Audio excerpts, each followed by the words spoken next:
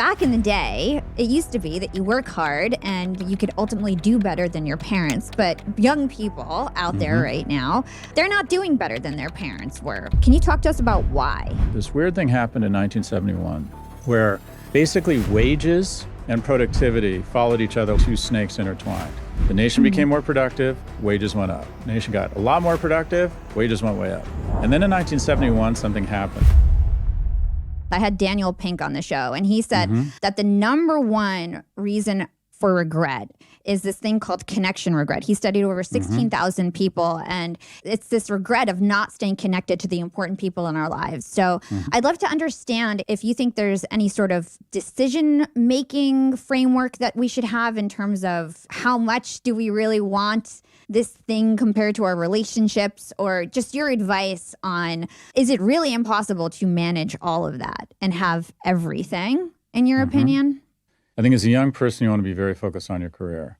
I think in terms of relationships, I'm familiar with Daniel Pink's work, and Adam Alter's done a lot of work around regrets on your deathbed, if you will. And a lot of it comes down to not staying in touch with people, not living the life that you wanted to live, being who you were, doing things for other people or trying to please other people. And the number one regret is people wish they'd been less hard on themselves. They wish that they'd been more forgiving of their failures. But anyways, I do think that when you're young, you can get, just as you can make small investments or save a small amount of money when you're young and it adds up to big amounts when you're older, I think small investments in relationships when you're young, small consistent investments pay off. So I think the things you want to stay focused on are work, first and foremost. Number two is fitness, mental and physical strength. And that is run long distances and lift heavy weights in your mind and in the gym. I think you get that time back. I think if you work out 30 minutes a day, you get that time back every day. You're just more energetic, you feel better, you have more opportunities, you're able to work harder, you have a broader selection set of mates, you feel better about yourself, you're kinder, more confident. Young people get invited to a lot of stuff. They're very social. Quite frankly, they're very attractive. So you're going to have more opportunities as a young person. You want to take advantage and try and make investments in that as often as is feasible. Also being aggressive, talking to strangers, being open to stuff, because it's really important. Who you end up with, specifically who you have kids with, is probably the most important decision you'll make in your 20s and 30s. It's not where you go to work. It's not where you live. A good partner will help you aggregate success and wealth. A bad partner just screw up everything.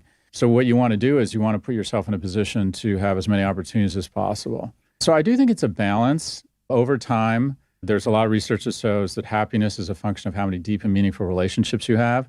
But once you have those relationships, you want to ideally starch out the economic anxiety, of which there's a lot in America if you aren't secure. So I think you want to, again, going back to our original notion, I think work requires a lot of energy.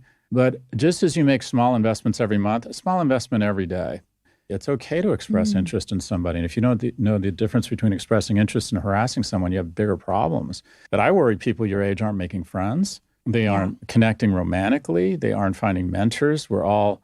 Back in the day, it used to be that you work hard and you could ultimately do better than your parents. But kids our age and young people, I shouldn't say our age, but young people out there right now, they're not doing better than their parents were. People in their 30s are not doing as well as their parents were when they were 30 or 40.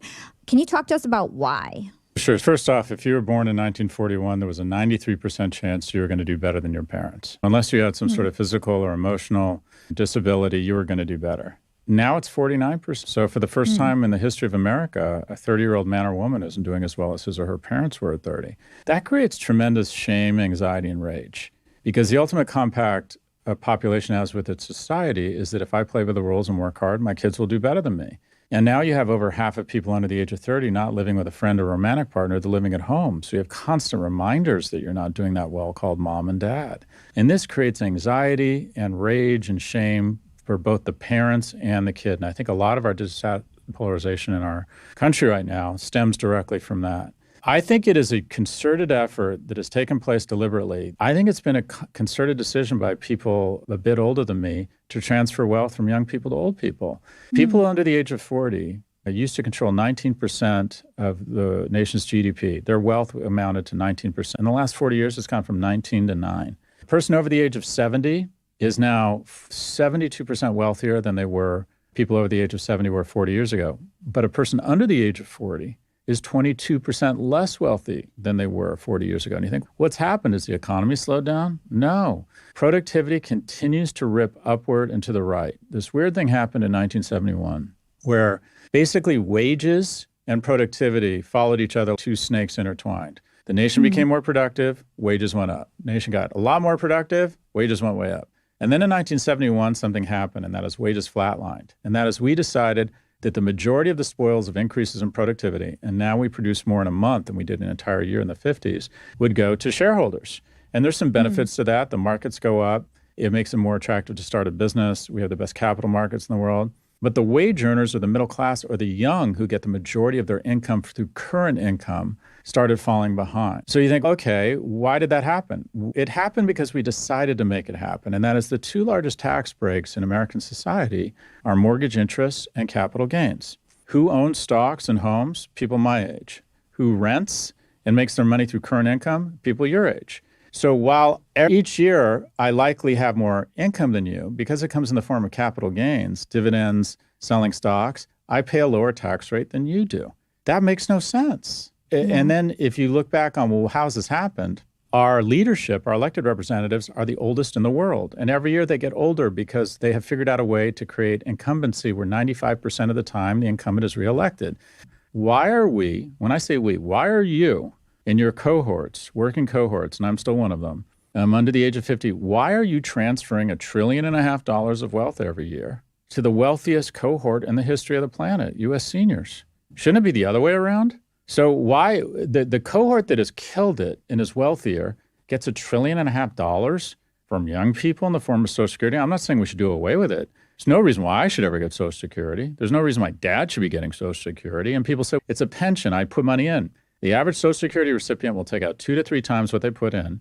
It's called Social Security tax, not Social Security pension fund, meaning that a tax goes into the kitty such that it might help people, other people, benefit the country, and you might not benefit directly from it. So everything we've done, I would argue, over the last 50 years has been to execute a transfer of wealth from young people to old people. And as a result, we end up with a breaking of the most basic of social compacts.